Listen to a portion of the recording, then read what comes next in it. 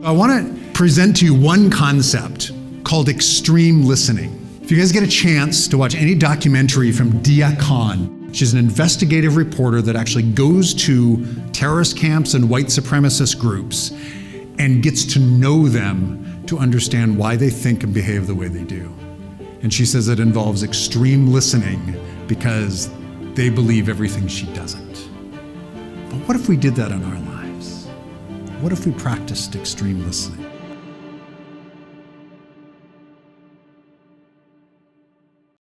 So let's go back in history a little bit with a story, because I could tell you about how to do extreme listening, but I think the best way to do it is to tell a story. True story. How many of you guys know where North Carolina is? It's the South in America. If you know American history, the South is fraught with a lot of systemic racism that happens certainly everywhere, but America is a very stark example of that, particularly in the 60s and 70s. Well, the Supreme Court at that time said schools have to now be integrated, because before that, it was white students and black students that were in two different schools. The Supreme Court finally said, we can't do this anymore. We need to integrate the schools. We need to have equality in the school system. And so Durham, North Carolina was the very last school district to start to integrate the schools, a deeply divided culture. And Durham, North Carolina was not a wealthy place. There was a lot of poverty. And so finally they said, the powers that be said, we have to find a way to do this, and we don't know how. So they picked two people. On one side, you have a man named C.P. Ellis. C.P. Ellis was about 5'6", white, extremely poor, grew up in an abusive alcoholic household, started to work at a very young age at a gas station to help feed himself and his family, and as far as I know, could not continue his education. So he's uneducated, poor, white, and also didn't have any sort of connections or friendships or anything. His first real friend was a member of the Ku Klux Klan in the area. The Ku Klux Klan is a white supremacist group. And so he got involved in the Ku Klux Klan. He eventually became the leader of that area of the Ku Klux Klan. And they tagged him to help integrate the schools. On the other side, we have Ann Atwater. Ann Atwater is a black woman, but also grew up in extreme poverty. She thought getting married would bring her out of poverty. Instead, after 2 children, her husband left, and she was left in a house that she said was so drafty that if you stood outside on the street at night and looked through the windows, you could see, or looked at the house, you could see cracks in the walls where the light was coming through. Her kids' clothes was just whatever she could find and sew together. Extreme poverty. She joined a movement of black people for equality. Now, Durham, North Carolina is not that big. Do you think they liked each other? Yeah, probably not. There's some no's in here. Yeah, that's a pretty obvious question. They did not like each other at all. And them two have to sit in a room together and figure out how to integrate the schools. Some examples of what happened. First day, he comes in all his Ku Klux Klan gear. On another day, or maybe that same day, I don't know exactly the details, but he brought a gun and showed it because he was afraid. Another story, she whacked him with a telephone. Now, it's not a cell phone. Think 1970s hardwire phone. They weigh like 25 pounds. But she was not afraid of him at all, and I can't imagine her just whacking him in the head with a telephone. Honestly, I don't know if it was the whole telephone or just the handle, but those things, I was a kid then, and those things would hurt. They did not get along at all. But they were stuck in a room together. My brother has 2 cats. They don't like each other. He left one night, stuck them in a room. Him and his family left, hoping that they would sort of resolve their differences, and came back. They still didn't like each other. So my image is like these 2 people in there, and everybody else is like, well, I hope they figure it out, right? Something happened.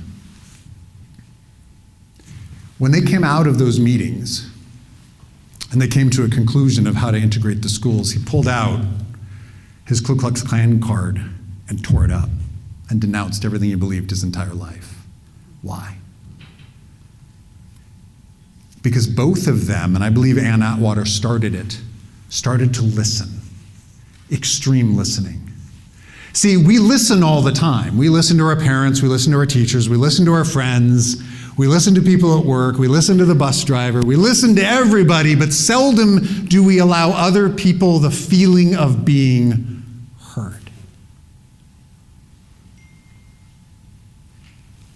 And so she allowed him to be heard. In fact, when he showed up on all his Ku Klux Klan gear, her supporters wanted to rip it off him, and she said, no, if I let him wear that, then he has to listen to me too. And that started a little bit of a dialogue. And she listened to him and his story, and his poverty, and his pain, and the reason why he believes what he believed. As wrong as it was, that's the only truth he knew and the only connection he had. Because then he's sequestered he doesn't hear another voice when you're in that environment. And she began to understand why he believed what he believed. And then she started to share her poverty and her pain. And then he started to understand, oh my gosh, maybe she's not the enemy. And he heard a perspective that was different than his. And he said at one moment, they both started weeping, crying for each other and the pain that they had inside, because they realized that both of them wanted the same future, a better future for their children. And that the enemy wasn't each other, the enemy was poverty. And when they truly listened to each other, they came to that conclusion, and that's when they began to work together. And now that story is told in documentaries, and a movie was made of it, and a book was made of it. Years later, when he died, she showed up at the funeral. They had gone from enemies to best friends. And they actually called themselves brothers and sisters. When the attendant at the church, and I don't know if this is apocryphal, if this actually happened or not, but I'd like to think it does, and there's evidence to point that it did. She showed up, and the attendant at the church didn't know who she was. And he said, "What are you doing here?" And she said, and I paraphrase, but she said, "I came here to say goodbye to my brother." That's what extreme listening does. And why do I share that? Because you've just graduated from a program that builds your confidence and builds your skills and creates those connections so that you have the ability to go out and do this with other people. Now, maybe you're not going to be another Durham, North Carolina. Very few people are. But what do you do when you go from here? Your graduation here is not the end, it's just the beginning. And not that any of you would do this, but you don't walk out the door and go, "Whew, glad that's over." Right? Now you keep going. Now you keep connecting. It's actually psychologically proven now that people who have connections, real good connections with, like C.P. Ellis and his only connection with the Ku Klux Klan, but connections of people, that connections can reduce addiction, it can reduce gang membership and violence, it can increase employment, it can increase leadership, it can increase skills, it can increase your pocketbook and the money that you make and your success in life.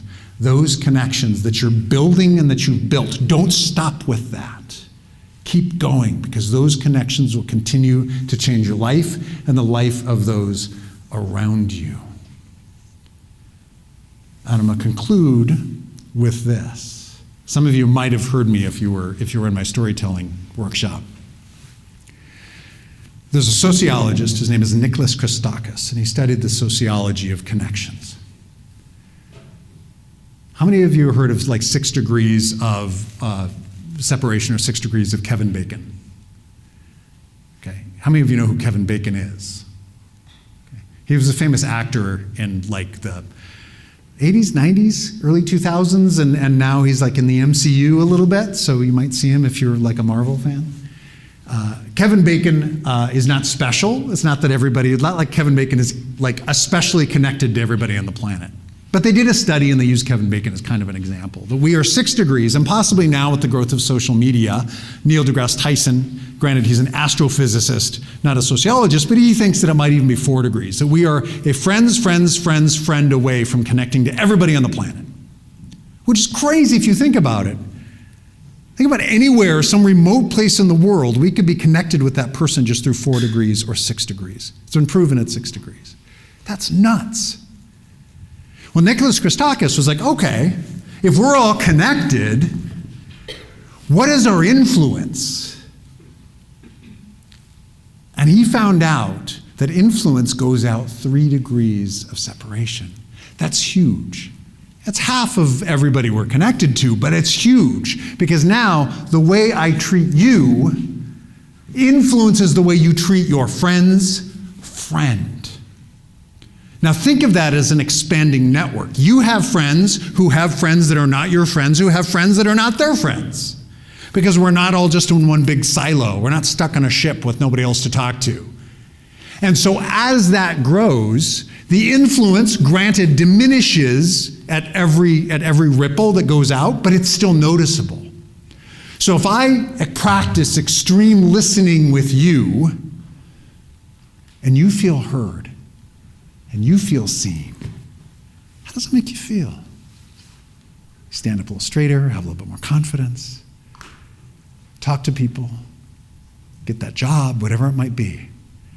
How does it make then your family, your friends, or those other people you connect with feel? When you take a moment and you order food, if you're going out to eat, well, no, you're eating right after this, but later when you go out to eat, or if you're being served food somewhere, what if you took a moment and just looked them in the eye and said, thank you, and helped them feel heard?